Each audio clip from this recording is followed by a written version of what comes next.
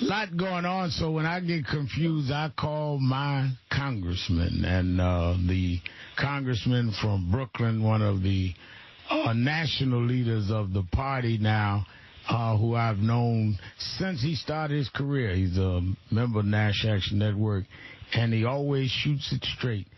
And I have him on our guest line, Congressman Hakeem Jeffries. How you doing today, Congressman? Great. Good afternoon, Rev. Wonderful to be with you. Good to have you. Tell us what is going on in Washington around the Supreme Court nomination. Dr. Hutchinson and I were just talking about, before we heard these allegations, I had grave concerns and was against the seating of Kavanaugh based just on his judicial record of being really able to deal with a lot of the issues I feel that would be fair and interpreting where the Constitution has gone. But now with these allegations, what is your feeling in terms of whether or not they can actually stall this nomination until we find out whether these allegations have any merit or not?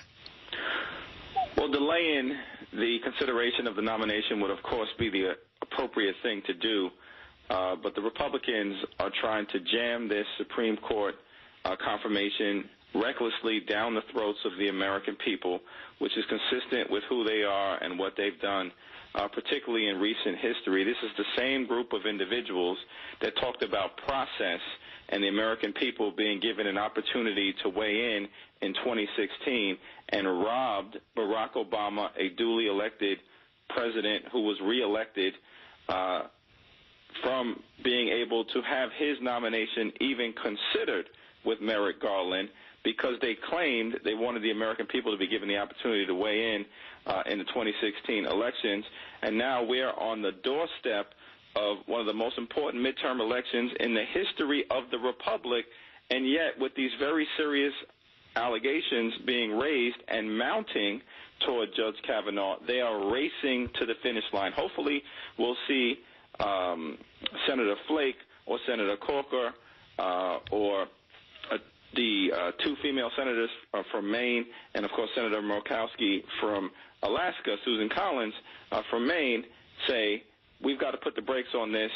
These women deserve an opportunity to tell their story in a respectful and dignified fashion, and let's put the pause on the nomination. We'll see what happens in the next couple of days.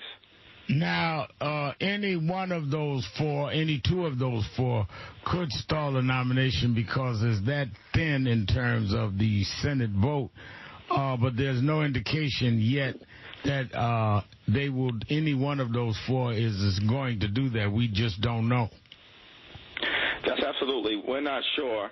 It's also ironic, of course, that it was Judge Kavanaugh, when he was a lawyer, who was involved in effort to try to throw Bill Clinton out of office because of the sordid allegations, as well as the things that Bill Clinton acknowledged that he did inappropriately, and now has an issue when you have these very serious allegations being raised against him that, in fact, involve assault against at least one, if not two, women in the past who he has encountered.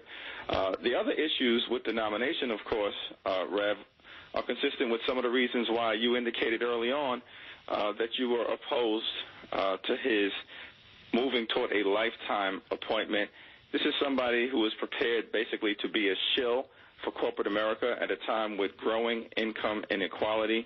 We've got wage stagnation and underemployment throughout large parts of this country, and this is someone, Judge Kavanaugh, whose record on the bench has been to always side with big business over everyday Americans. Of course, he's got a terrible record as it relates to civil rights and voting rights jurisprudence on the bench, and would move things in the other direction. We're at a moment where we should be trying to move the country forward, and they want to turn back the clock.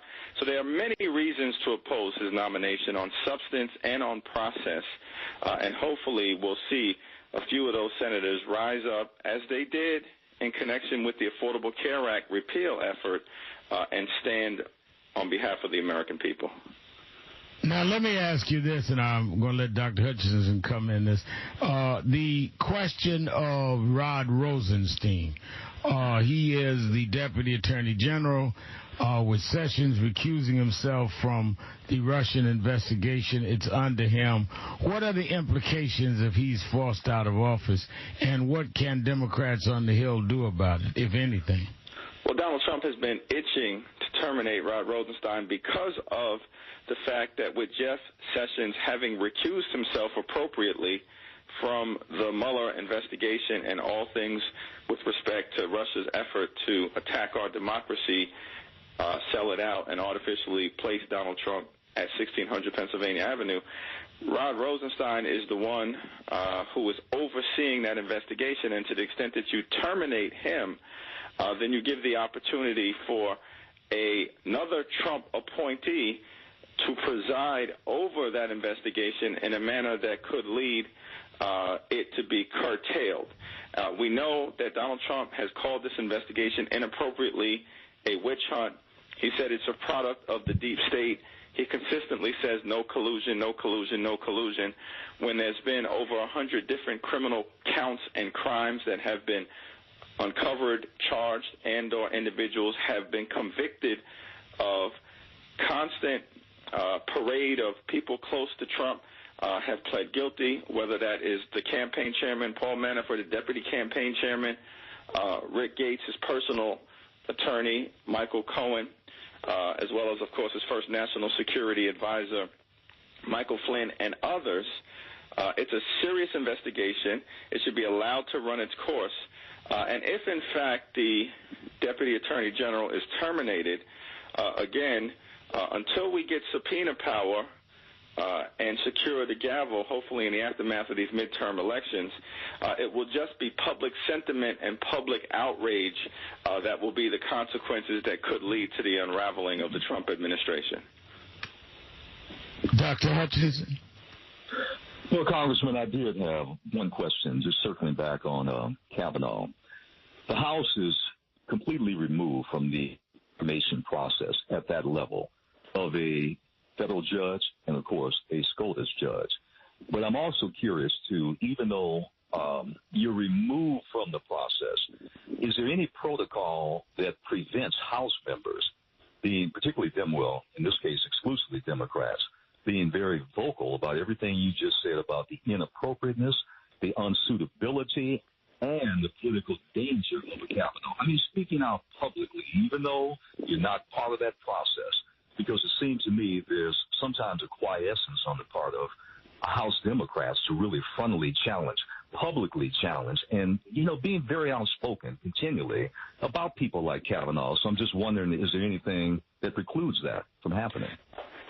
Well, thank you for that question, Dr. Hutchinson, and certainly there is nothing either formally or informally that prevents it. And you have seen, I think, a wide variety of members, particularly within the Congressional Black Caucus, continue to publicly speak out about the Kavanaugh nomination and the threat that it poses to issues of importance to the African-American community and other disenfranchised communities throughout the country. We are kind of in a situation where I think many people within the House Democratic Caucus feel like the Cleveland Cavaliers in the Eastern Conference, watching the Western Conference Finals play themselves out with Houston and Golden State. That's where all the action is. We're in the league, but we're not on the court. That said, because you're still in the league, you can speak out using the megaphone that we've been given by the people we're charged to represent to lay out the case. And we have to trace it back to, again, what was done to President Barack Obama and that stolen Supreme Court nomination. For all of these Republicans, the Supreme Court is the be-all, end-all, because it gives them the ability, even if they lose the presidency or lose the House and or the Senate over time, to try to legislate from the bench. They accuse us of doing it, but they're the ones really interested in stripping things away, which is exactly what they did by getting rid of Section 5 of the Voting Rights Act. Well, I think it is clear a lot also will depend on the midterm elections, and you've been traveling around the country asking people to come out and vote because that can make a difference. That's absolutely correct. and the stakes are incredibly high. We have a real opportunity to seize control of the House of Representatives and to win governorships. I was just with both Andrew Gillum and Stacey Abrams yesterday. They were in town garnering support, and it's going to be incredibly important for everyone throughout the country to come out to exercise your right to vote. There's a reason why people are trying to suppress electoral participation in communities of color, because they know that if we go out to vote and if we vote our conscience, we're going to be able to move things in the other direction. And thank you for all your efforts in that regard, Reverend Sharpton. All right. Thank you for joining us, Congressman Hakeem Jeffries.